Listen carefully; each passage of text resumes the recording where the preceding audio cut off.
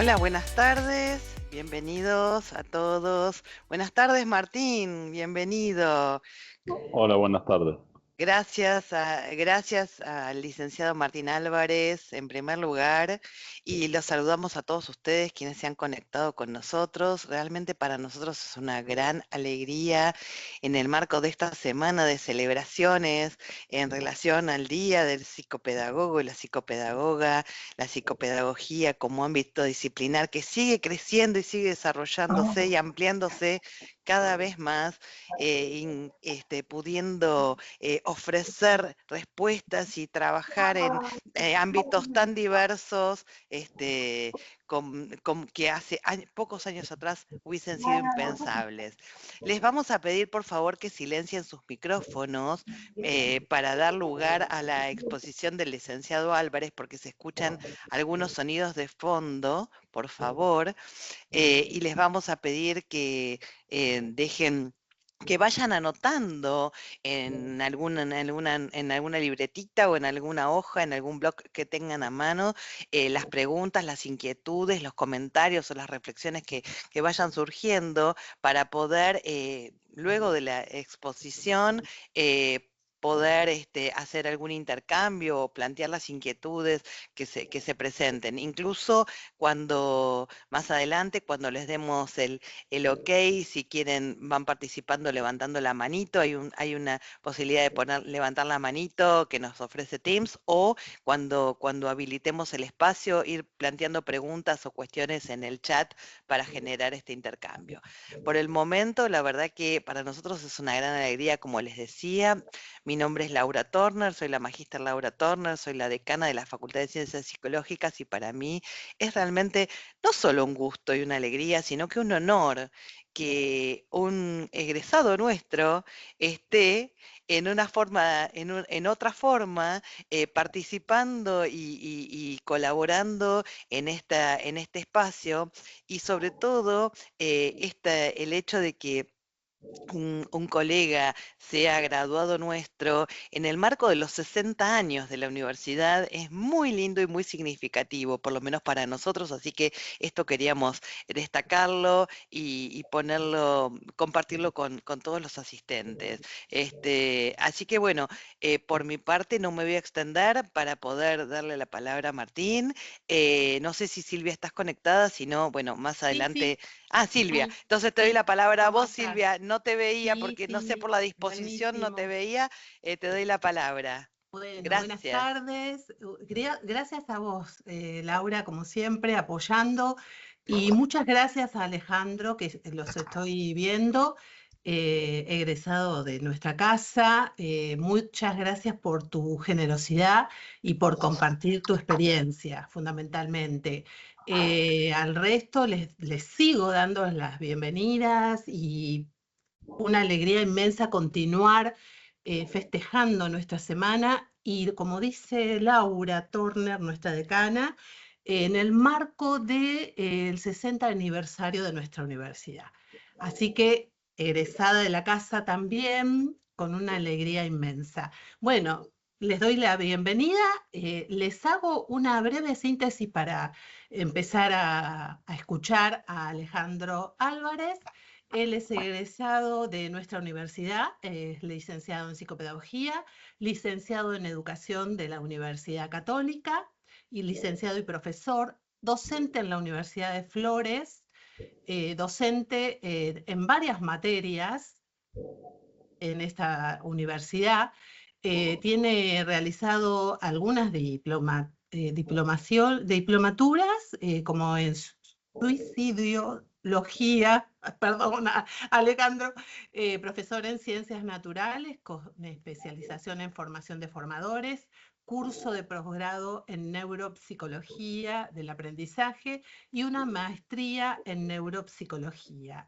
Es líder sociofundador de la Sociedad Española de Suicidología, coautor de la Ley Nacional 27.130 y ha realizado varias publicaciones como Suicidio en Niños y Jóvenes, un encuentro entre salud y educación, muy interesante, prevención de los procesos suicidas en el sistema educativo.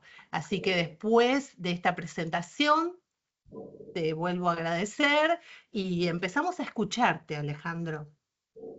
Bueno, muchas gracias Silvia, gracias Laura, felicitaciones a la universidad por la trayectoria y el aporte que hacen a lo largo del tiempo. No sé si puedo compartir un PowerPoint, si me habilitan, así les voy ¿Podés, compartiendo. Lo tenés que podés, tener abierto en el escritorio y hay una flechita que te dice compartir en la barra superior o inferior Sí, donde, me dice que solo bueno, los organizadores pueden compartir. uy, bueno, pues oh, se lo podés enviar a Silvia? Sí, a Silvia y Silvia lo puede compartir. dale. Sí, no tengo problema. Envíaselo incluso si querés por WhatsApp, donde te quede más cómodo. Ahí Porque se lo. basta que Silvia lo tenga abierto en el escritorio, en su escritorio, lo puede compartir. Y vos le vas diciendo la próxima y Silvia te acompaña. Bueno, A los asistentes les pedimos un momentito, un segundito de espera, porque estas son las vicisitudes las vicisitudes, pero las grandes ventajas también de la virtualidad, porque son las que nos permiten estar conectados, aun cuando algunos de ustedes, muchos de ustedes, como la universidad tiene una característica federal, muchos de ustedes a los que nos encontramos en distintas clases o en distintos encuentros con el equipo de gestión, los encontramos localizados en Orán, los encontramos localizados en Río Gallegos, en Neuquén, en El Dorado, es decir, bueno, en lugares de lo más diversos, así que esas son una de las grandes ventajas de la virtualidad y supongo que hoy nos deben acompañar entre todos los asistentes, algunos que también están conectados desde lugares de lo más variados, así que bueno, capitalicemos las ventajas de la virtualidad en este sentido, más allá de que tengamos que hacer alguna operatoria pequeña. ¿Lo tenés, Silvia? Está bajando. Está viniendo, ¿vieron cómo es? bueno, Cargando, cargando. Bueno, si, adelante, si- Martín. si quieren les voy comentando un poco la trayectoria que vamos a hacer. Pensé esta ponencia para compartir con colegas psicopedagogos, los psicopedagogos que tenemos una formación interdisciplinaria. Yo siempre pienso, aquel que pensó en la psicopedagogía en el siglo pasado, pensó una disciplina, una carrera o una disciplina para el siglo XXII, ¿no? O sea, hoy nos piden pensar en interdisciplina, trabajar en interdisciplina, y una cosa es estar formando en una disciplina y otra cosa es estar switchado en lo que es una interdisciplina desde la formación.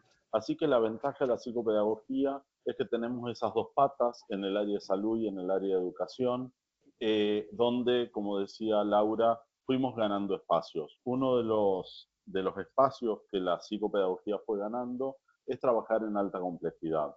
Y trabajar en alta complejidad, hoy nos vamos a dedicar un poquito a pensar algunos conceptos básicos y algún conocimiento en general para la psicopedagogía en el campo suicidológico, donde la psicopedagogía tiene que conocer aspectos netamente clínicos a los efectos de las intervenciones que son clínicas y de diagnóstico, en virtud que la mayor incidencia de los suicidios en Argentina está entre los 14 y 34 años de edad, que por lo general es la población que asistimos los psicopedagogos y las psicopedagogas. Y por otro lado, tenemos el otro gran ámbito, que es la escuela y la educación, y desde los equipos de orientación o los gabinetes, según la provincia en donde estén, también tenemos que pensar diferentes estrategias, no solo para la detección, sino para la contención y la derivación y el seguimiento en lo que son las conductas autodestructivas como el suicidio y las autolesiones. Les cuento un poco, Silvia decía, yo soy un privilegiado, tuve la oportunidad de ser uno de los autores, coautores de la Ley Nacional 27.130, que es la Ley Nacional de Prevención del Suicidio. Esa ley, la Ley Nacional de Prevención del Suicidio, lo que nos permite es tener uno de los primeros marcos legales y uno de los primeros marcos normativos a nivel mundial en relación a lo que es el campo suicidológico. E implica, porque es una ley integral, implica un montón de situaciones específicas para la psicopedagogía en relación a los campos clínicos y a los campos que tiene que ver con el sistema educativo. Les cuento que Argentina tuvo la primera ley en el 2015, es una primera ley a nivel mundial integral, que es la Ley Nacional 27.130. Esta ley integral aportó al campo suicidológico eh, ese marco regulatorio para la atención integral de las personas que atraviesan comportamientos suicidas y autolesiones. Eh, Más allá de eso, hay otras leyes que después nos siguieron. Ahí me apareció compartir. A ver si puedo compartirlo. Y revisa, A ver si te le permite, Martín. Martín, porque estamos tratando de compartirlo y estábamos lidiando con eso. A ver si Bien, te permite. a ver. Otra ventana. Yo la tengo. Tenés que tenerlo abierto en tu escritorio para poder pincharlo. Y eso Sí, lo va a compartir. sí, lo tengo abierto en el escritorio. Y lo que no lo veo en las ventanas. Acá está. A ver. Ahí está, ahí se ve. Esperamos. Perfecto. Si vos lo pones a Sí, pantalla completa, ya está. sí, Listo. Martín, se ve perfecto. Muy bien. Bueno, entonces yo les contaba que la Ley Nacional 27.130, que es la Ley de Prevención del Suicidio, fue la primera en Argentina y fuimos pioneros en este sentido. Y hoy la Organización Mundial de la Salud considera que este es el camino a los efectos de la prevención del suicidio. Piensen que la ley salió en el 2015 y estamos ya a 9 años de la implementación de la ley y de una tasa de suicidio de 8 cada 100.000 habitantes aproximadamente, bajamos un punto a 7 cada 100.000 habitantes, o sea que el trabajo que se viene haciendo en Argentina va mostrando sus frutos.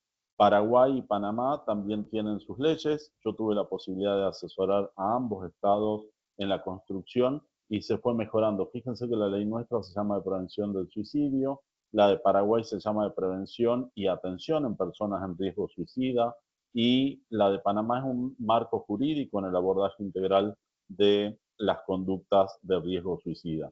O sea, se fue ampliando. Yo los voy a invitar un poco a poder pensar que esta ley tiene una perspectiva integral, tiene disposiciones preliminares, tiene quién es la autoridad de aplicación, que ahí se cambia un poco la perspectiva que tenían otras leyes que tenían que ver con salud y salud mental.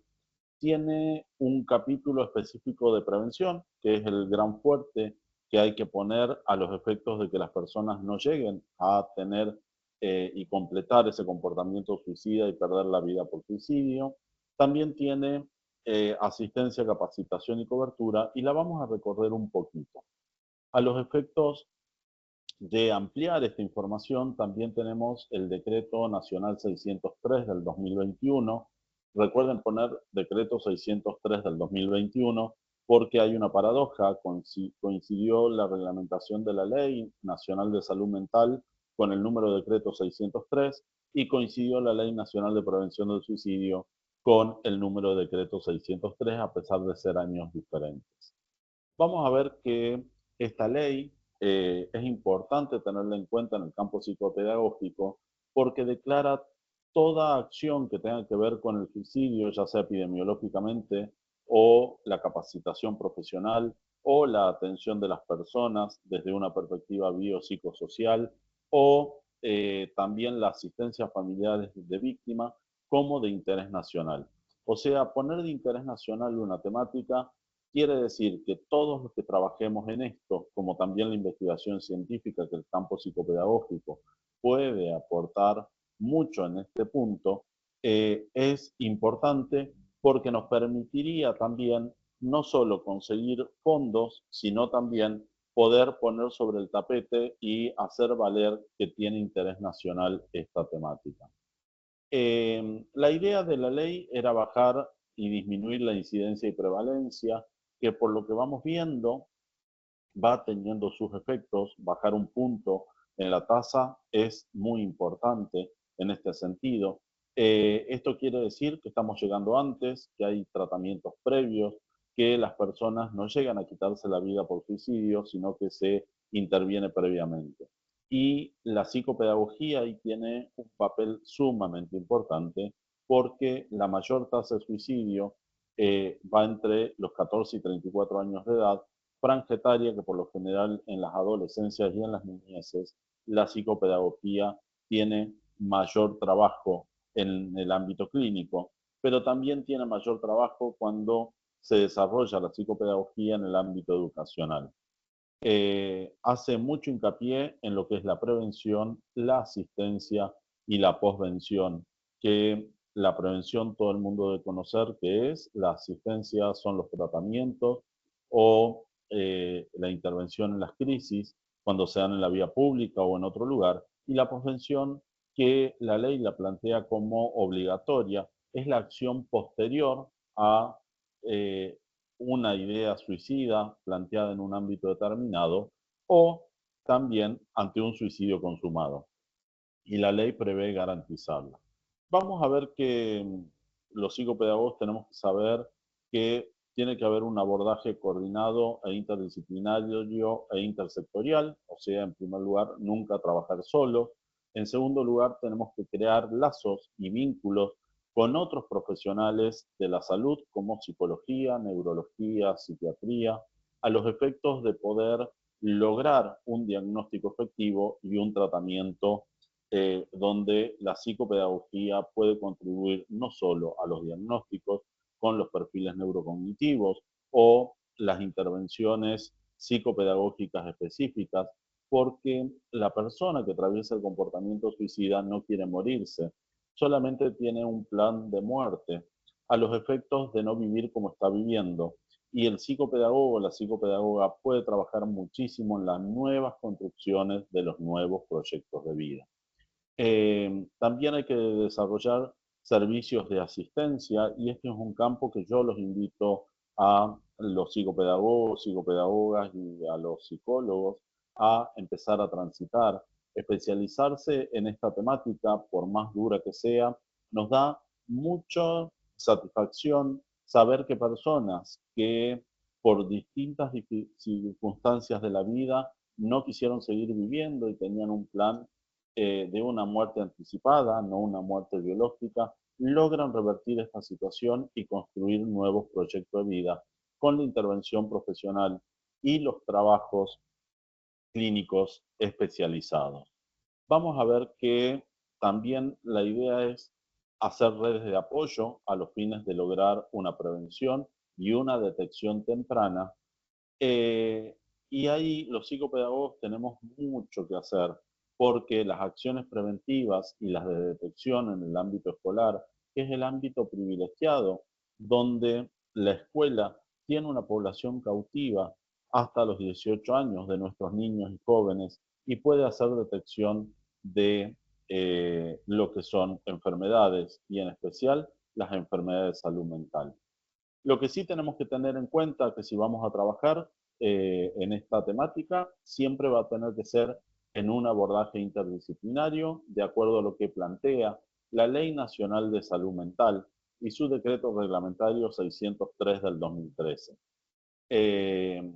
Lo que plantea este decreto es que se va a fomentar la creación y fortalecer mesas intersectoriales e interministeriales en cada una de las jurisdicciones. Nación tiene su mesa intersectorial, las 22 provincias que están adheridas a la ley nacional, la mayoría tiene sus mesas intersectoriales, los municipios están avanzando en este sentido y también las instituciones deberían pensarse interactuando en estas mesas intersectoriales, no solo para el acompañamiento en la detección, sino en los tratamientos y si en esos ámbitos donde trabajamos, como es la escuela, se da una autolesión o un suicidio o una ideación suicida en ese contexto, debemos también actuar como primeros interventores. Vamos a ver que lo que plantea el decreto y que la autoridad de aplicación es el Ministerio de Salud, pero como coordinación, tiene que pensar en espacios de capacitación a los servicios de salud, pero también a los otros servicios, como pueden ser los servicios de educación, los servicios de comunicación, los servicios de seguridad y los servicios de justicia. La autoridad de aplicación dice que es el Ministerio de Salud que va a coordinar las acciones, o sea, siempre tiene que haber un personal de salud que esté coordinando estas acciones. Esto es sumamente importante porque los psicopedagogos o las psicopedagogas que nos especializamos en el ámbito de salud o nos desarrollamos en el ámbito de salud, podemos propiciar la creación y la coordinación de estas mesas intersectoriales. Vamos a ver que lo que trata de instar es que se articulen y se coordinen las acciones en cada una de las jurisdicciones. Así que, como acá tenemos personas y psicólogos y psicopedagogos de distintos lugares del país, sería bueno empezar a preguntar o a plantearse la necesidad de tener mesas intersectoriales en cada uno de los lugares. Vamos a ver cuáles son las funciones. En primer lugar, una de las funciones que la ley pone a las autoridades de aplicación es la capacitación del recurso humano en salud y educación. Y lo plantea así directamente, como una perspectiva dual, donde salud va a tener el tratamiento, pero reconoce que la detección se puede hacer en la escuela. Esa capacitación tiene que ser en forma sistemática y permanente. O sea, tenemos que pensar que si tenemos esta jornada o esta charla, nos va a servir para un puntapié para seguir formándonos permanentemente. También elaborar protocolos. Yo personalmente, desde lo profesional, no estoy muy de acuerdo en los protocolos por la diversidad que tenemos en nuestro país. A mí me gusta hablar más de guías, donde da grandes lineamientos y después podemos caminar entre esos lineamientos o líneas de acción. Esas guías o protocolos tienen que ser para el ámbito de la atención de la salud, para emergencia hospitalaria, eh, la coordinación entre servicios, las líneas telefónicas de emergencia y los ámbitos comunitarios de intervención. Piensen que la psicopedagogía social y comunitaria tiene un gran ámbito de desarrollo en este sentido, donde en clubes, en instituciones barriales o donde la psicopedagogía social y comunitaria puede desarrollarse, puede trabajar con estas temáticas específicamente. La ley plantea que hay que tener un registro de instituciones. Esto no está muy bien definido actualmente, pero sí plantea que haya convenios entre instituciones públicas y privadas. Y en este sentido, por suerte, muchos gobiernos están teniendo esta facilidad en virtud que la suicidología en Argentina tiene 70 años de desarrollo y el Estado recién en el 2010 decidió que esta problemática es de interés. Por lo tanto, la mayor cantidad de desarrollo de conocimiento y de acciones específicas están dadas en sectores privados o de ONG. Con respecto a las estadísticas, les comento que por suerte Argentina tiene un sistema estadístico bastante aceitado. Sabemos que hay un subregistro con respecto a esto, pero también el Ministerio de Educación y de Salud avanzaron en algunos protocolos donde es obligatoria la denuncia de casos de suicidios e ideación suicida. Vamos a ver que hay formularios donde todos los profesionales de salud estamos obligados porque más allá de que el suicidio es una enfermedad no transmisible según la Organización Mundial de la Salud, es la única enfermedad no transmisible que se debe informar a epidemiología a nivel nacional. En primer lugar a nivel local, para que luego vaya a nivel nacional. Lo que sí se informa son las causas de los decesos, porque esto no teníamos estadística, la edad y el sexo, se ampliaron también en géneros, eh, y hay que ver cómo evoluciona mensualmente y las modalidades utilizadas, y también lo que se está solicitando son los factores de riesgo, los factores que intervinieron y se pudieron detectar, para poder generar políticas públicas específicas. La causa de los decesos es de notificación obligatoria a la autoridad sanitaria más próxima, o sea, esto para los psicopedagogos y psicopedagogas que trabajamos en el ámbito clínico y en el ámbito educativo, lo tenemos que tener en cuenta. Y también hay actividades de monitoreo que no están dando mucho desarrollo ni mucha información, pero es necesario tenerlo en cuenta. El Ministerio de Salud y el decreto ya plantean algunos estándares para el tratamiento de esta problemática, como es el suicidio y las autolesiones. Esos estándares están dados por la Ley Nacional de Salud Mental. Por otro lado, esa ley la tenemos que cumplir y necesitamos también utilizar otros marcos, como son los dados por la Organización Mundial de la Salud y la Organización Panamericana de la Salud. En relación a la prevención, la coordinación del área de prevención tiene que estar dado por el Ministerio de Salud o las mesas intersectoriales, y fíjense que los programas de capacitación deben estar dirigidos a educación, al área laboral, que es otra área que la psicopedagogía trabaja, a las áreas recreativas y contexto de encierro, o sea, cárceles o lugares donde las personas están privadas de la libertad. Es necesario hacer valer un derecho, porque esto es un derecho a los profesionales de estas áreas, de tener la capacitación correspondiente. Si no la da la autoridad de aplicación, también podemos gestionarla nosotros y pedir el auspicio o el reconocimiento de las autoridades que tienen que ver con este campo. También hay que elaborar recomendaciones para los medios de comunicación. Hay, por ejemplo, desde el programa Hablemos de Todos, del Ministerio de Desarrollo Social y desde la Dirección Nacional de Salud Mental, se trabajó en este documento que es Prevención del Suicidio en los Medios de Comunicación, que por suerte tuve la posibilidad de participar en el mismo y se está utilizando como una de las guías para trabajar en los medios de comunicación. Que me parece sumamente importante que los psicopedagogos y las psicopedagogas que se desarrollan en el ámbito educacional lo conozcan, al igual que los que trabajan en el ámbito forense. Porque si se da un suicidio en el ámbito escolar donde ustedes están trabajando, van a tener que lidiar con los medios de comunicación. Y está interesante, antes de hablar con ellos, que esto es lo que tenemos que hacer, hablar, darle algunos datos, hablarlo siempre en el marco de estas reglamentaciones y regulaciones.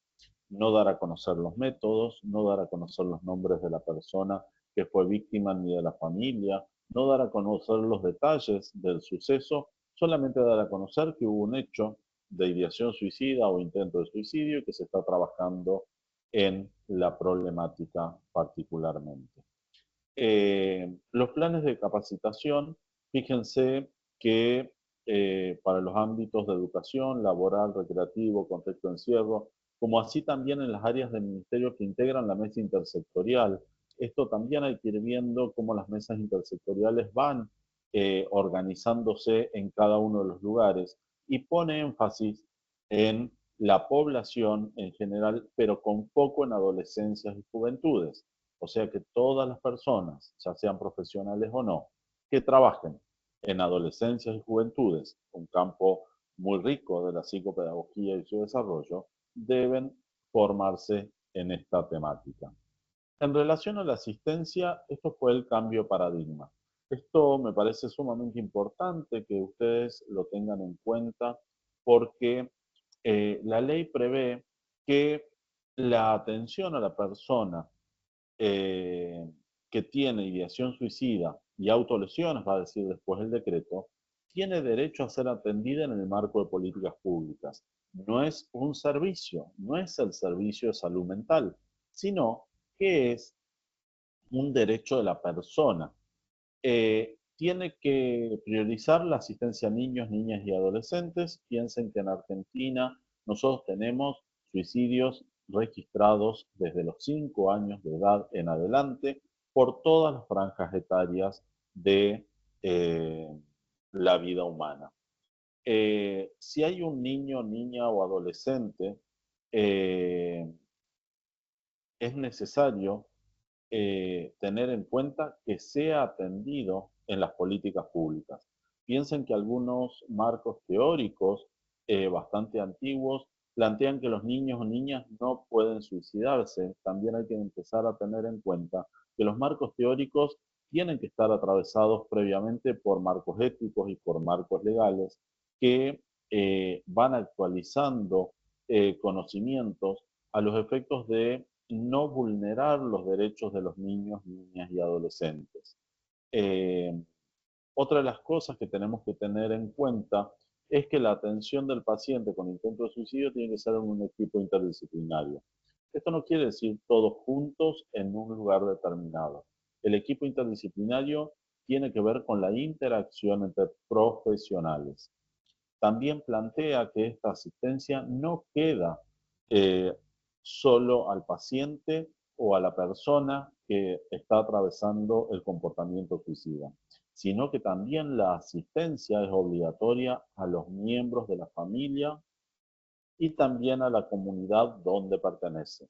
O sea, que cuando pensemos en un tratamiento a una persona con autolesiones o suicidio, también tenemos que brindar asistencia a su familia y a su grupo de pertenencia. Vamos a ver que los intentos de suicidio en personas con impedimentos cognitivos, emocionales y o sociales que se dificulte la movilidad y el acceso deben ser asistidas y se deben implementar acciones tendientes a la supervisión y a cumplir con los tratamientos. Piensen que las personas con comportamiento suicida tienen dificultades cognitivas y emocionales, o sea que todas las personas con comportamiento suicida se debe brindar este apoyo por más que no asistan a los consultorios. Si son niños, niñas y adolescentes, como ya les dije, debe ser obligatoria la comunicación a las oficinas de protección de derechos, más allá de la notificación de salud, porque puede haber factores de riesgo que tiendan a la vulneración de derechos de niños, niñas y adolescentes, como vamos a ver más adelante cuáles son esos factores. Y por otro lado, tener en cuenta la confidencialidad en niños, niñas, adolescentes, no develar la identidad, no develar características de lo sucedido. Eh, bueno, esto es lo mismo, lo vamos a pasar. El decreto nos obliga a algo a los que trabajamos en este campo, que es garantizar la posvención de carácter integral, interdisciplinario e intersectorial, teniendo en cuenta el impacto en las redes sociales y en las actividades cercanas. Recuerden que la posvención es la acción posterior a la ideación Perdón, suicida. profesor, no se está ¿Sí? viendo que usted pasa las diapositivas. Está fija en la que tiene los nombres de las leyes. Ah, bien. A ver. Entonces, yo avancé un montón y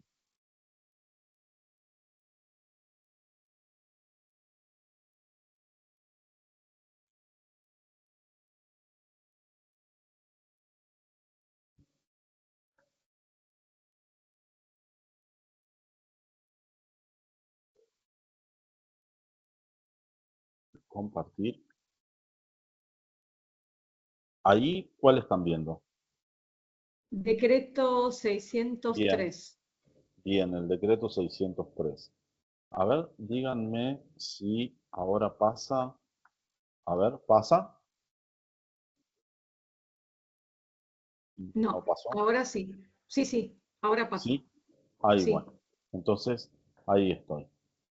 Pues si lo pongo en pantalla completa, entonces queda sin pasar.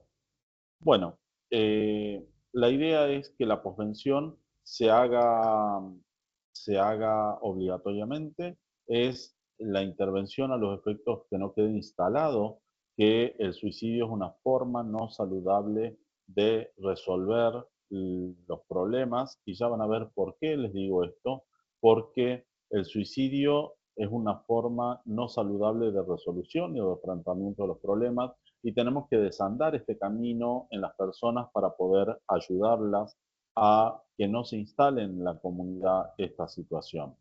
Vamos a ver que para la posvención tenemos que contemplar las características propias de los contextos socioculturales. Esta es una ley que no se pensó en Buenos Aires solo para Buenos Aires, sino que se pensó para todo el país, con la diversidad que tenga y se pueda aprovechar cada una de las características. La perspectiva que tiene que ser una perspectiva de derecho, de género y de diversidad para, no, para poder relevar la vulneración en riesgo suicida. Piensen que hay comunidades de pueblos originarios que tienen el suicidio como un tabú, o algunas religiosas que tienen el suicidio también como un tabú, y hay que trabajar con estas comunidades a los efectos de salir de ahí para ponerlo en un problema de salud mental. Bueno, la capacitación ya se los había comentado, eh, y vamos a ver que en niños, niñas y adolescentes la posvención debe estar garantizada, como les decía, y una de las cosas sumamente importantes es la cobertura, porque muchos pensarán, bueno, pero las obras sociales deben cubrir esto. Sí, la cobertura de la asistencia a la víctima y a su familia está cubierto por las obras sociales. Lo que tenemos que tener en cuenta en esta cobertura, que luego el decreto 603 lo pone dentro del plan médico obligatorio. Y también garantiza que no se puede dejar sin cobertura ni negar la atención sanitaria, ni descontinuar el tratamiento en episodios de crisis, ni tampoco en ninguna de las etapas del proceso mientras persista el riesgo suicida. Ahora vamos a ver qué es el proceso suicida para poder comprender de la psicopedagogía y cómo podemos intervenir. Les cuento que la mayoría de las provincias argentinas tiene adherida la ley, solamente nos queda Mendoza y San Luis, que no adhirieron todavía a la ley, y la última la última provincia que adhirió a la ley, le cuento que es la provincia de Formosa, donde la legisladora es psicopedagoga, colega nuestra, así que con mucho orgullo todavía la ley no tiene número porque fue la semana pasada. Cuando pensemos en suicidio y en autolesiones, lo que tenemos que pensar que hay un montón de factores que influyen en este campo. Hay factores sociales como factores económicos, hay desesperanza en la persona, hay características de baja autoestima, hay dificultades en la comunicación o aislamiento, que esas dificultades en la comunicación o aislamiento también están dadas por factores geográficos de nuestra Argentina, donde hay pueblos que están aislados. Las violencias, cualquiera sea, la violencia familiar, la violencia escolar, la violencia entre pares, otros trastornos de salud mental, pero pensemos que otros trastornos de salud mental como la depresión lo tienen al suicidio como un síntoma. Vamos a tener que diferenciar esto, el suicidio como síntoma y el suicidio como trastorno puro. Hay factores genéticos, hay alelos que ya están reconocidos y determinados que influyen en los procesos suicidas, pero solo explican la minoría de los suicidios. La mayoría no tiene el factor genético presente, pero tiene los otros factores. Las historias transgeneracionales, muchas veces en la familia se instala que es una de las formas no saludables de resolver. El bullying o el acoso escolar, el sexting hoy en día también está influyendo en el incremento de los suicidios, los trastornos alimentarios o otras conductas autodestructivas como las adicciones, la bulimia, la anorexia. La privación de la libertad puede ser otro factor, los duelos no resueltos, enfermedades físicas, también puede ser enfermedad física de alguien que uno tiene que cuidar. Lo que tenemos que tener en cuenta es que mientras más factores aparezcan en una persona, en mayor riesgo está. Esto, los que trabajamos en clínica, lo tenemos que saber, porque cuando una persona nos va relatando que no quiere vivir más, que está pensando negativamente todo el tiempo, que nos da señales, tenemos que ver cuántos factores de riesgo están. Pero la intervención, como les dije, tiene que pensarse siempre desde la multicausalidad, desde la interdisciplina, desde la intersectorialidad y transversalmente la corresponsabilidad. Vamos a ver las fases del proceso suicida. Ya les adelanto que las fases del proceso son 7. En las primeras 3 van a ver que las podemos atravesar cualquiera de nosotros y después tener una salida saludable. Una de las primeras fases es la acumulación de problemas. Esa acumulación de problemas, las personas empiezan a no resolverlos, a no poder afrontarlos y lo va dejando de lado. Eso hace que los niveles de estrés empiecen a aumentar, eso hace que el sistema eh, nervioso central y en especial los lóbulos frontales empiecen a tener una función muy particular. Luego viene la segunda fase, que es la acumulación de conflictos, y esos conflictos ya no es un problema particular, sino ya es un conflicto con el entorno, con los otros, con los amigos. Esos conflictos también pueden ser intrapersonales, con la sexualidad, con la forma de ser, con características personales que la persona no quiere reconocer o se da cuenta que son negativas en él. Lo cual esta persona se encuentra de esta manera en una tormenta donde por lo general después viene el pedido de ayuda. ¿Por qué? Porque aparece la crisis y frente a la crisis es donde las personas consultan a salud mental o consultan a algún profesional de la espiritualidad, como puede ser un cura, un sacerdote, un pastor, o también a salud mental. Estas crisis si tienen un buen estado de resolución, la persona puede salir de acá y continuar su vida normalmente. Pero si no tiene un buen estado de resolución, pasa a la próxima fase. Fíjense que hasta acá todos podríamos atravesar comportamientos suicidas. Y por supuesto, la ciencia ya lo reconoce así. Todas las personas podemos atravesar un comportamiento suicida no como un síntoma de otra enfermedad, sino el comportamiento en sí mismo. Vamos a ver que si esto no se resuelve, esa crisis no se resuelve, empiezan a aparecer pensamientos negativos que van invadiendo cada vez más el pensamiento de las personas. Yo no sirvo para nada, empiezan a ser muy dramáticos, que todo les sale mal, que no van a poder afrontar las cosas, que nadie les presta atención y entonces por eso ellos deciden retraerse, se empiezan a aislar, yo no sirvo para nada, yo no valgo nada, yo no puedo hacer nada, soy el peor de todos. Y la persona se encuentra en ese momento en una inmersión solamente en sus pensamientos. Y ahí aparece un pensamiento seductor. Si yo desaparezco, lo lleva a transitar hacia la próxima etapa, que es la fase 5 del comportamiento suicida, que acá es la ideación suicida.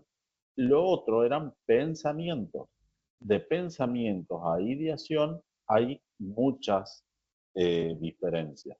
Y acá la persona sí empieza a resolver el cómo, el cuándo y el dónde va a quitarse la vida. Cuando estas 3 preguntas están resueltas, estamos en un nivel alto de riesgo. No se asusten. Cuando una persona le diga que no quiere vivir más, pregúntenle si realmente él pensó alguna vez en no seguir viviendo o en no vivir como está viviendo. No va a pasar nada, solamente la persona se va a explayar y va a tener la oportunidad de tener una oreja que los pueda escuchar. También pregúntenle si en alguna oportunidad pensó cómo, cuándo y dónde. Eh, la pregunta que más nos tiene que asustar es el cuándo, es la fecha de vencimiento. Puede tener el dónde y el cómo, pero no el cuándo. Pero cualquiera de las tres nos indican que la persona está avanzando en su proceso suicida. Y fíjense que el proceso suicida empezó mucho antes. Piensen que todo este proceso lleva 2 años, por lo general, como mínimo, en su construcción. Luego puede venir un intento de suicidio, la persona hace un intento de suicidio que puede ser eh, que no, no sea efectivo o puede ser que sea efectivo. Por lo tanto, fíjense que todo este proceso lleva bastante tiempo. La fase 1, 2 y 3 podemos cualquiera de nosotros transitarla y salir saludablemente, o podemos avanzar a la fase 4, que ya no es saludable, donde aparecen los pensamientos suicidas, y en la fase 5 la ideación suicida. La psicopedagogía puede intervenir en todos estos procesos. Fíjense que en problemas, conflictos y crisis entre las fases, puede trabajar desde el sistema educativo a los efectos de trabajar afrontamiento emocional, puede trabajar también lo que se refiere a proyectos de vida, puede trabajar también en lo que es resolución de problemas, resolución de conflictos, resolución pacífica de los conflictos, y darle competencias cognitivas y emocionales para que la persona no transite o minimizar el tránsito en estas situaciones. Si aparecen pensamientos negativos, ideaciones suicidas, intentos de suicidio, podemos trabajar desde el sistema educativo para la detección temprana y la derivación al sistema de salud, pero también podemos trabajar clínicamente nosotros, no solo en la evaluación de la persona, sino también en los tratamientos en los equipos interdisciplinarios. Yo les quiero preguntar algo. ¿Qué dice ahí?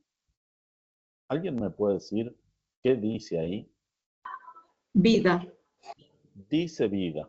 Bueno, nuestro cerebro la verdad es bastante generoso, porque la única letra que está completa ahí es la letra B. La I, la D y la A no son letras completas. Y nuestro cerebro por lo general trata de ver lo mejor que tiene una imagen o lo que nos muestra otra. Si nosotros estamos en el comportamiento suicida, muchas veces no vemos esas luces que se van apagando en la persona y creemos que la intervención va a necesitar una acción posterior y que va a mejorar. Cuando nosotros veamos a alguien en este proceso que necesita ayuda terapéutica, lo tratemos de acompañar para que logre esa asistencia y no lleguemos a la fase 7, que es el suicidio consumado. La fase 5, 6 o 7 se planifican bastante, pero desde la fase 5 en adelante puede ser bastante introspectivo el proceso suicida. Piensen que estas fases le lleva tiempo a la persona transitarla, le lleva tiempo pensar todo este proceso porque el cuerpo humano y el ser humano como ser biológico no está preparado para una muerte anticipada. El suicidio es una muerte razonada. La persona no quiere morirse, quiere dejar de vivir como está viviendo. No quiere sentir más lo que siente por la vida que le toca vivir y quizás no tiene herramientas para seguir adelante con la vida. Piensen que este proceso suicida se puede iniciar en cualquier momento de la vida. Puede pasar por la fase 1, 2, 3 y alguna intervención no saca. Puede pasar la fase 1, 2, 3 y 4 y alguna intervención no saca. Puede llegar a la fase 5 y quizás hasta un intento fallido y luego puede pasar esto.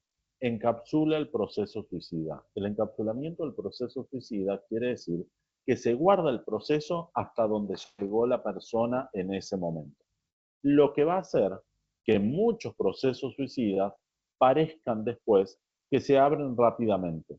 Entonces decimos, ¿cómo la persona pasó de fase 5 a fase 7 rápidamente? Porque el proceso de fase 1 a fase 5 quizás lo hizo en la adolescencia y luego las fases 6 y 7 lo hace en la ancianidad. O puede ser que lo haya hecho en la niñez hasta un intento de suicidio, pasó como si fuera un accidente, quedó encapsulado al quedar develada la situación y luego pasa a la fase 7 automáticamente. Entonces también tenemos que tener en cuenta que hay otros procesos que complejizan más la situación. Para salud tenemos una guía que es la guía internacional para los trastornos mentales, la NHGAP, y los trastornos neurológicos. El suicidio y las autolesiones en la página 130 y 140 están como trastornos mentales. Esto es dado por la Organización Mundial de la Salud.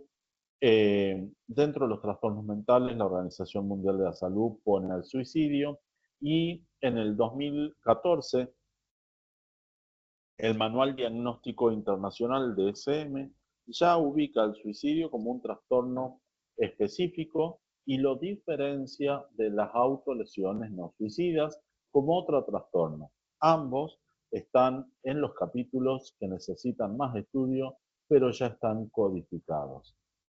Por otro lado, en el CIE-10, que es la Clasificación Internacional de Enfermedades, número 11, disculpen, el suicidio está totalmente codificado y lo pueden buscar. Vamos a ver un poco para psicopedagogía los criterios clínicos. Vamos a ver que el trastorno del comportamiento suicida, la persona ha iniciado el comportamiento en la expectativa de quitarse la vida en los últimos 24 meses. O sea, hay que pensar que hay una ventana de 2 años de la posibilidad que haya empezado el trastorno. Entonces, las preguntas tienen que ser a toda edad y en todo momento preguntarles a nuestros pacientes o a nuestros consultantes si alguna vez pensaron en no vivir como están viviendo o si alguna vez pensaron o tuvieron algún mecanismo que los llevó a tener ideas de no querer seguir viviendo. Por otro lado, tenemos que tener muy claro que puede haber autolesiones y se comparten algunos criterios, pero no es lo mismo. Y acá tenemos que diferenciar si la persona quiere quitarse la vida o no quiere quitarse la vida. Porque en las autolesiones no suicidas, la persona no quiere quitarse la vida y no es su plan. Al momento de iniciar el comportamiento, tiene que ser autoiniciado, no hay inducción al suicidio, no existe, eso es un delito. Nadie puede ir al suicidio al otro porque estaría cometiendo un delito y la decisión la toma por sí mismo. Si alguien induce al suicidio sería un homicidio y no deberíamos hablar de inducción al suicidio, sino deberíamos hablar de homicidio. Si el suicidio se da en un entorno de confusión o delirio, como puede ser una psicosis o como puede ser una intoxicación, tampoco es un suicidio. Es la psicosis que tiene el suicidio como síntoma o es la intoxicación que hizo que la persona pierda la vida por esa situación. Y tampoco tienen que ver con actos políticos ni religiosos. O sea, los hombres bomba no son suicidas, sino que son homicidas. Para diferenciarlos con las autolesiones, vamos a ver que los criterios son pensamientos y sentimientos negativos antes de la autolesión. Fíjense que esto no aparece en el comportamiento suicida. Antes del acto hay un periodo de preocupación y yo le agregaría ahí también aislamiento. El impulso de autolesionarse aparece frecuentemente y luego de la autolesión aparece un sentimiento tanto cognitivo como emocional positivo o de descarga. Vamos a ver que tiene distintas funciones cognitivas y académicas deterioradas y lo que sí tenemos que ver que no haya comportamiento suicida. Así como vimos el proceso suicida, que es importante tenerlo en cuenta para la psicopedagogía, es importante pensar también que las autolesiones no suicidas tienen un ciclo. Por eso son reiteradas, por eso se dan durante largo tiempo.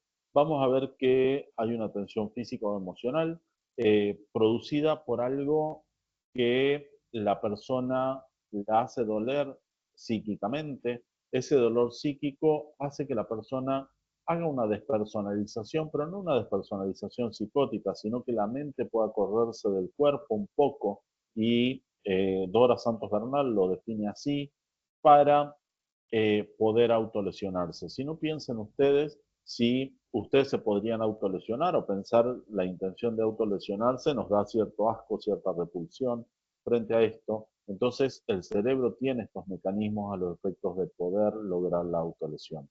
Libera tensiones físicas y emocionales, aparece la suba de adrenalina rápidamente, lo que hace que la persona tenga control, vuelva a sentirse viva, tenga culpa y vergüenza, por eso ocultan las autolesiones, y no pensemos las autolesiones solo como cortes, sino que puede haber comer sustancias, comer elementos cortopunzantes, pincharse, lastimarse, poner la pata de la silla 4 horas durante clases sobre los pies, son tipos de autolesiones. Entonces, hasta acá ya tenemos bien diferenciado lo que es la normativa vigente, que sabemos que tenemos que aplicar en los comportamientos suicidas y las autolesiones.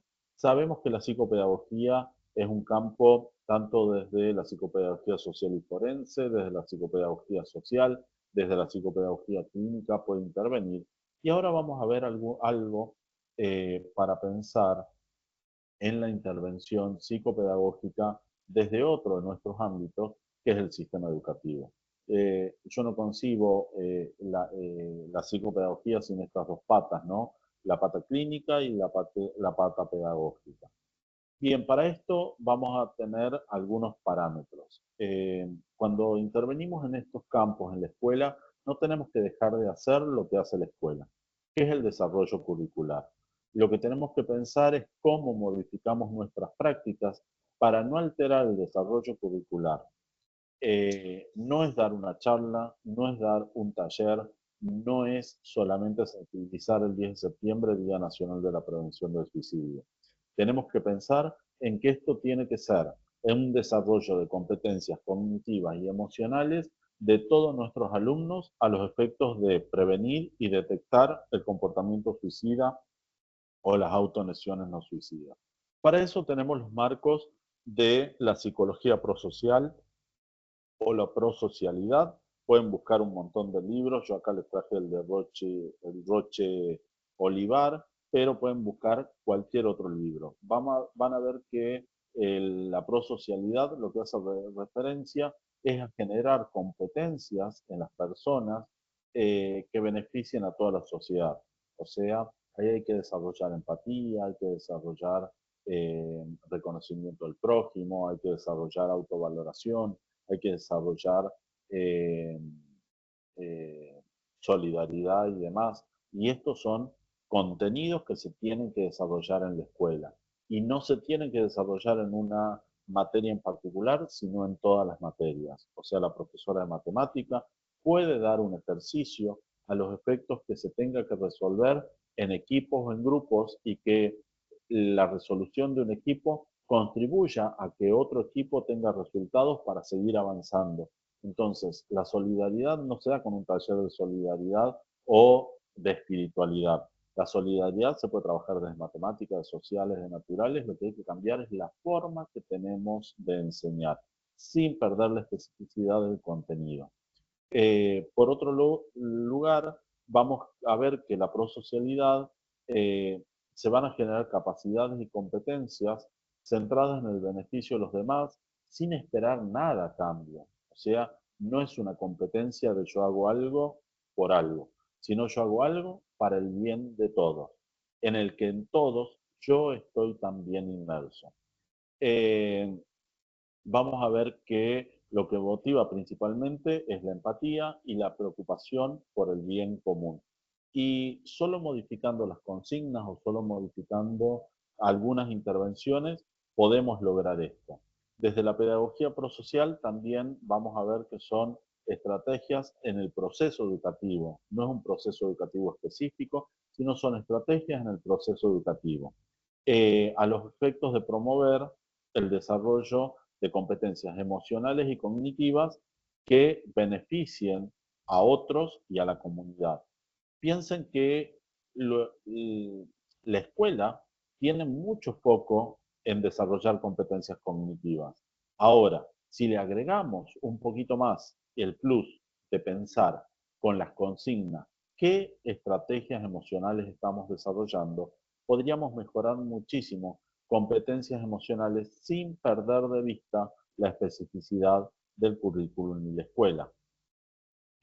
Otra de las herramientas es la pedagogía del cuidado.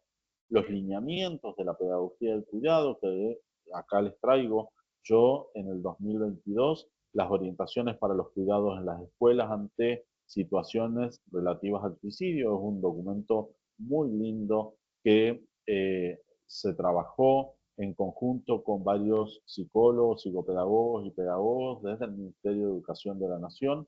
Yo fui consultado en su momento, tiene una perspectiva muy linda para pensar la intervención educativa. La pedagogía del cuidado está sentada, este documento, en situaciones relativas al suicidio, pero pueden servir para cualquier cosa de alta complejidad. También puede servir para problemas de convivencia, bullying, grooming, sexting, que hoy está al alcance de la mano en todas las escuelas. Vamos a pensar que la pedagogía del cuidado lo que plantea como eje es que al educar se cuida y mientras se educa también nos cuidamos, y generar competencias de cuidado en la escuela es fundamental. Y ahí tenemos que pensar, en primer lugar, del autocuidado, que esto se puede desarrollar no solo en competencias específicas de una materia como biología, o en espacios como ESI, o en psicología, sino también cuidado frente a eh, cada uno de los espacios curriculares. O sea, en cada uno de los espacios curriculares podemos pensar pedagogía del cuidado, podemos pensar en una actividad de literatura donde haya descuidos en el texto y los estudiantes tengan que reorganizar el texto para que sean soluciones de cuidado y no termine fatalmente esa historia. También la escuela y la pedagogía del cuidado lo que hace es garantizar los derechos de niños, niñas y adolescentes, o sea, que también es ampliatorio de lo que son los derechos y el desarrollo de los derechos.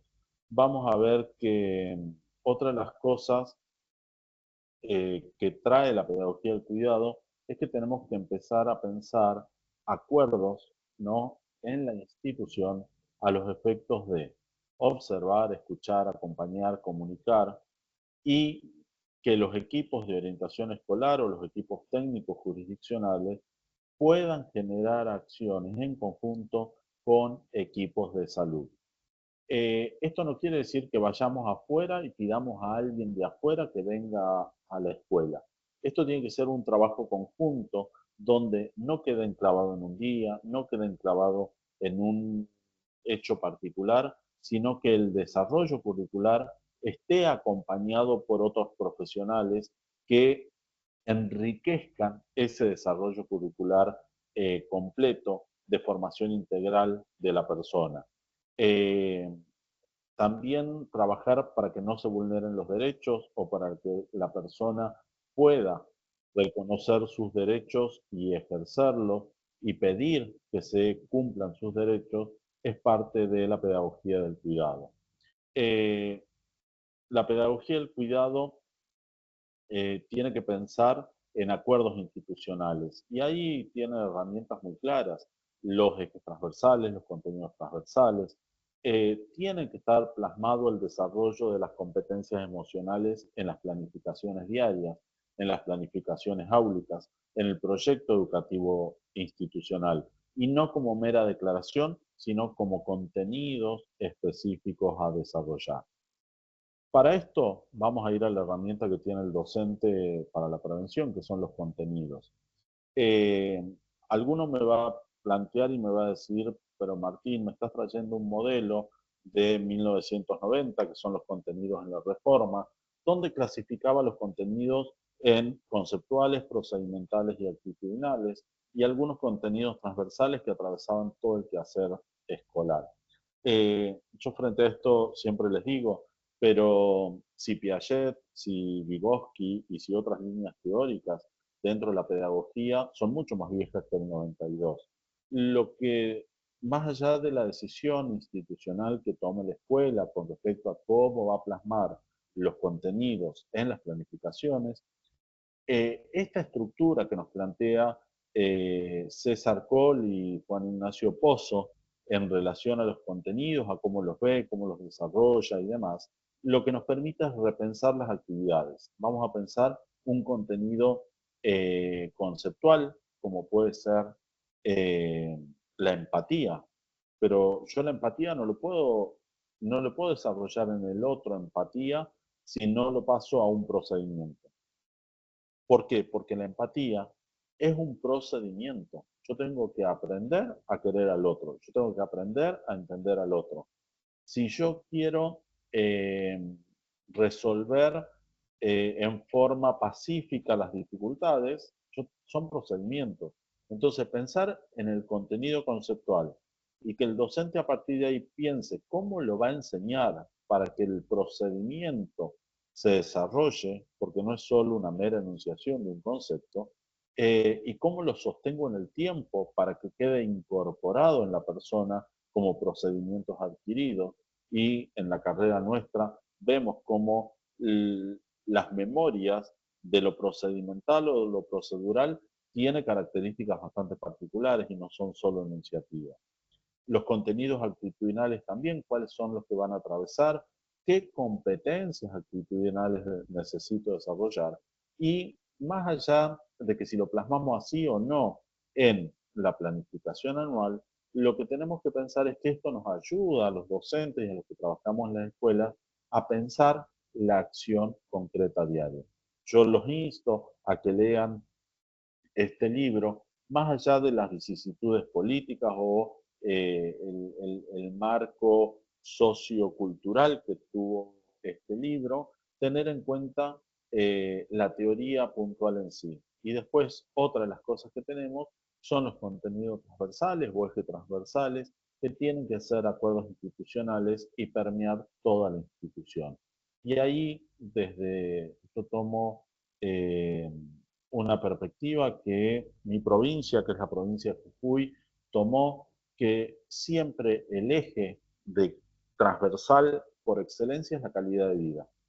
Toda acción que se transversalice tiene que permitir mejorar o desarrollar calidad de vida para los integrantes de la escuela, para su entorno y la familia de los que asisten a la escuela.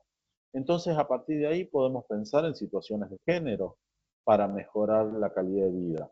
Y pensar en situaciones de género es pensar en menos violencia, menos desigualdad entre los géneros, reconocimientos de las diversidades sexuales y de género.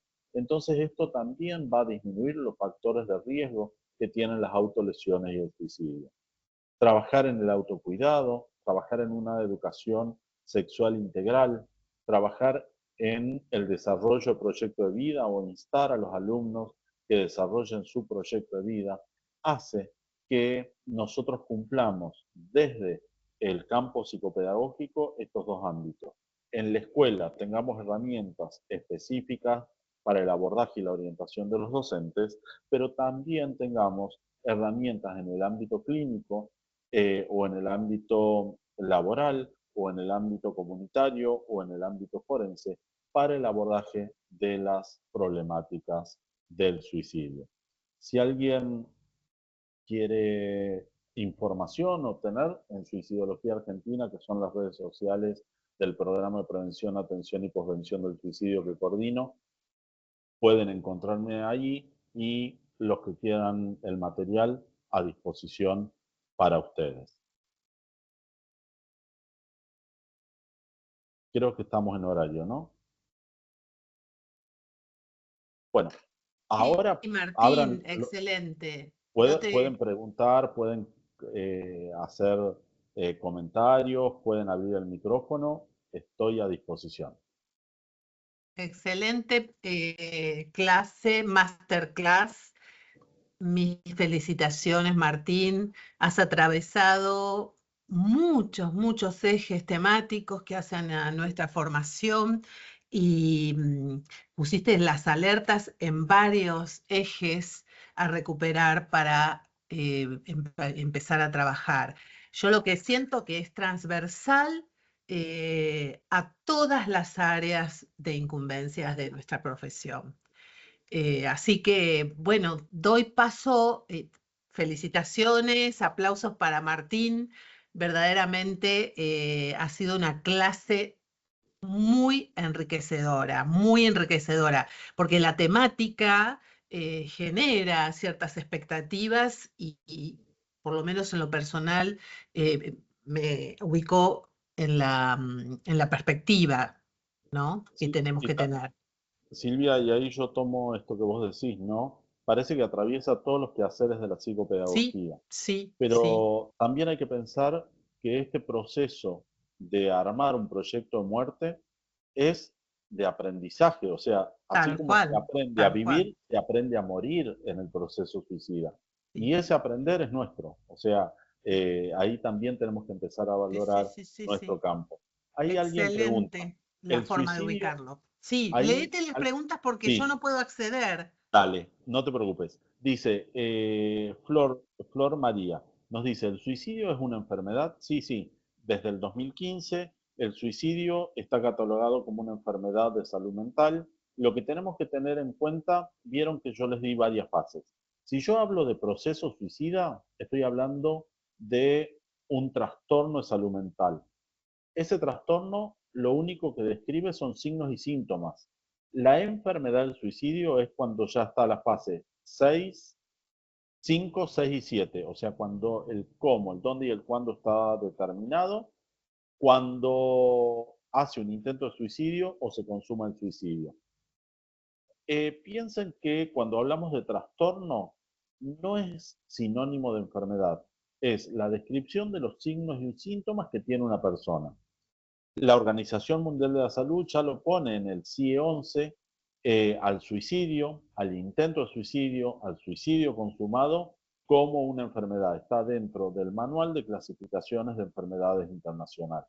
Tal cual. Entonces, es una enfermedad de salud mental como cualquier otra, como puede ser la depresión, la psicosis y demás. Y está bueno ponerlo ahí porque si no estaba puesto en cualquier lado y no sabíamos si era un problema espiritual. Y no solo eso, el Estado no se hacía cargo. El suicidio viene con los hombres desde todos los tiempos.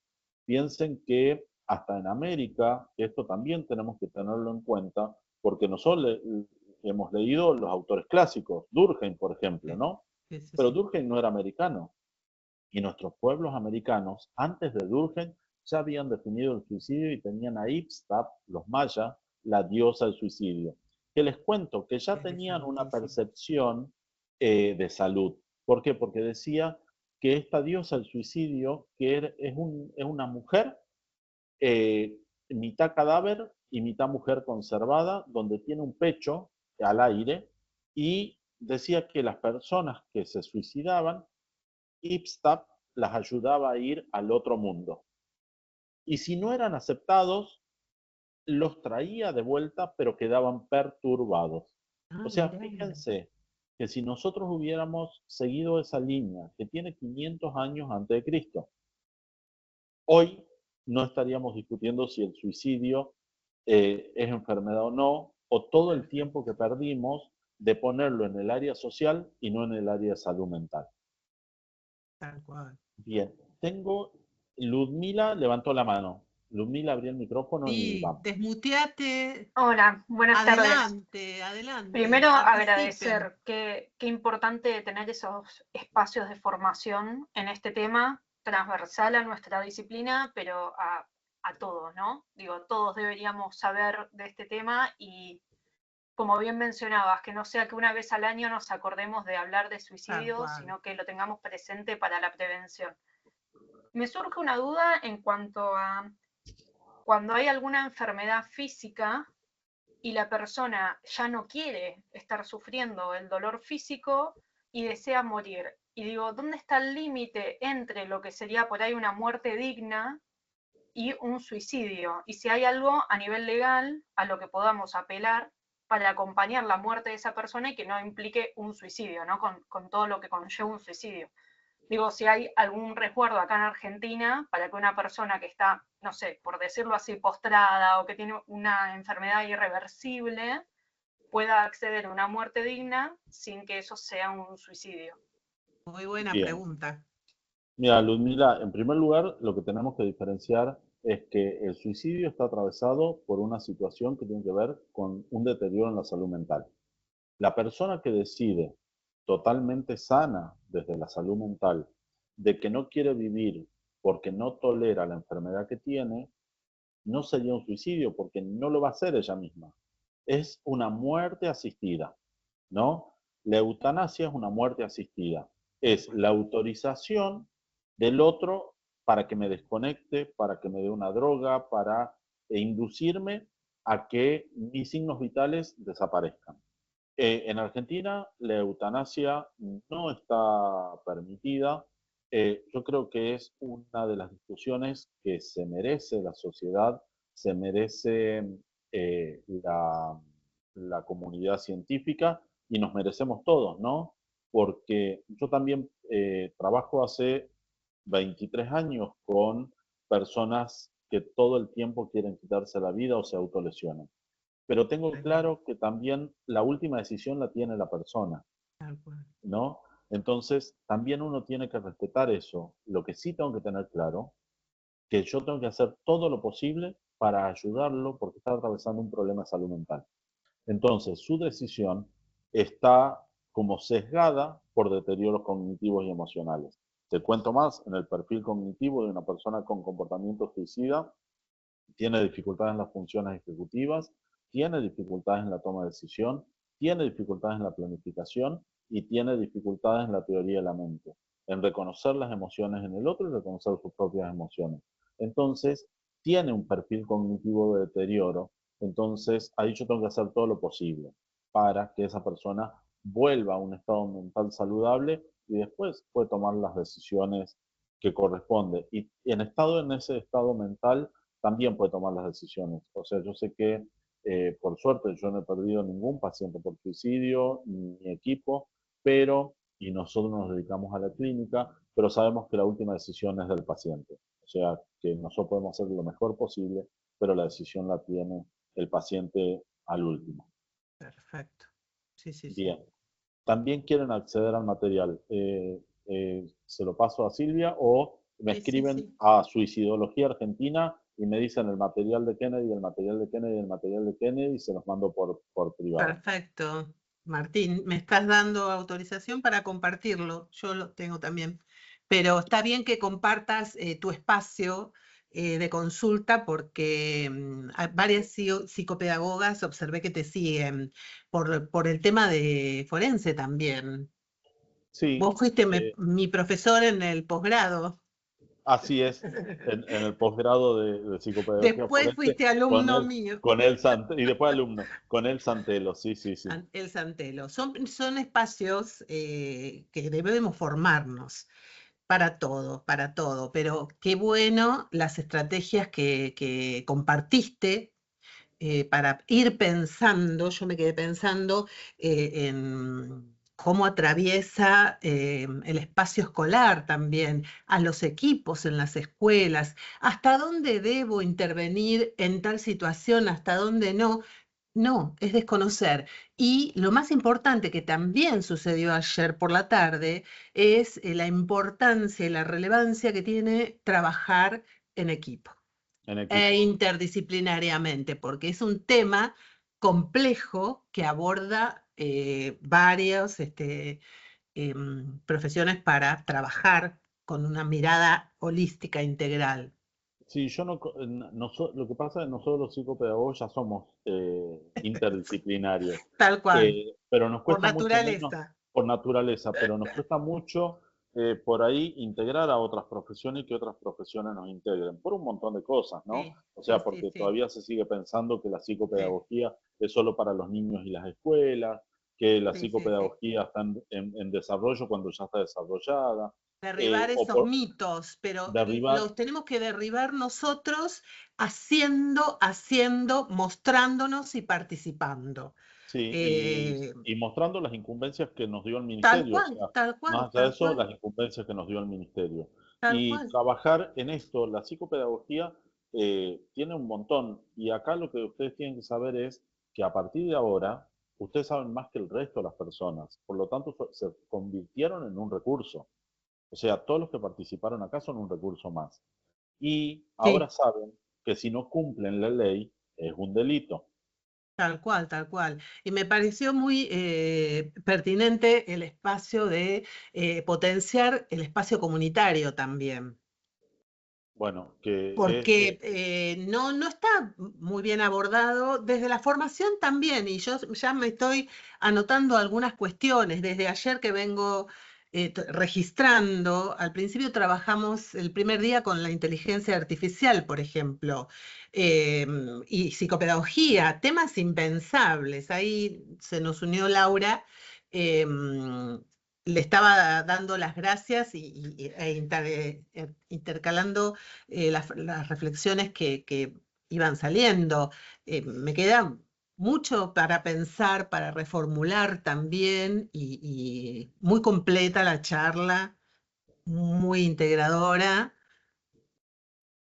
Bueno, qué decirte, Martín, aparte de todo lo que ya he visto en el chat como referencias, como agradecimiento, como felicitaciones, y realmente para nosotros es un lujo haber compartido este espacio con vos. A veces hay temáticas que no se suelen presentar por la dificultad que entrañan, porque nos desafían, porque nos interpelan como Tal sujetos, cual, no tal solo cual. como profesionales, porque no estamos escindidos, ¿no? Y entonces, bueno, a veces muchas cosas quedan debajo de la alfombra, como decían las abuelas.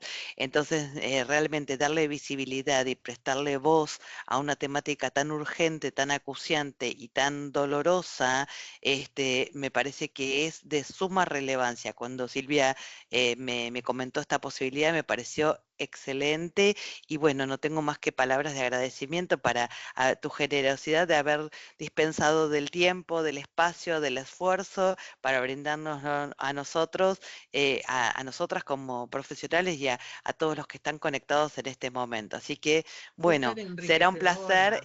Esperemos que en nuevas oportunidades podamos volver a encontrarnos y hacer algo juntos. Y a quienes están conectados les agradecemos esta presencia remota, pero presencia al fin, gracias a los dispositivos que nos lo permiten. Y bueno, seguimos trabajando con ustedes y nos seguiremos encontrando. Mañana Sí. nos volvemos a encontrar para la charla de cierre Ahí de estas puse jornadas. para ayuda a Recordar, memoria, ¿viste? Por los perfecto. horarios. eh, Ujú. Son pocos los estudiantes que están participando, pero agradecidas de que participen, pero van a quedar grabadas y como Ujú, material para la universidad. Estaba pensando ujú. todas las Y los pondremos en la página web, charlas, en el área, en tal lo que cual. tiene que ver con nuestro espacio de la Facultad de Ciencias Psicológicas para que se multiplique el efecto sobre quienes puedan estar interesados en la temática. Gracias nuevamente. No, gracias Laura. Ahí preguntaban dónde capacitarse. Les cuento Ujú. que Perfecto, hay muy poca capacitación. tal Ahí cual. está el diplomado en suicidología en la Universidad de Flores que yo dirijo, pero Sí. no hay un espacio específico de psicopedagogía. Así que por ahí a Silvia, a Laura les dejo ahí la Ya vamos a inquietud conversar. de por ahí pensar algo específico para psicopedagogía y la formación de Sí, los sí, sí. psicopedagogos en estas temáticas. Sí, sí, Bienvenido sea. totalmente, Muchísimas totalmente. gracias. Seguimos No, Buenísimo. gracias a adelante. ustedes. Bueno, nos estamos viendo. Con quienes quieran Gracias. acompañarnos mañana estaremos viendo, ¿no? Hasta luego. Chao, Gracias. hasta Chao, luego. gracias.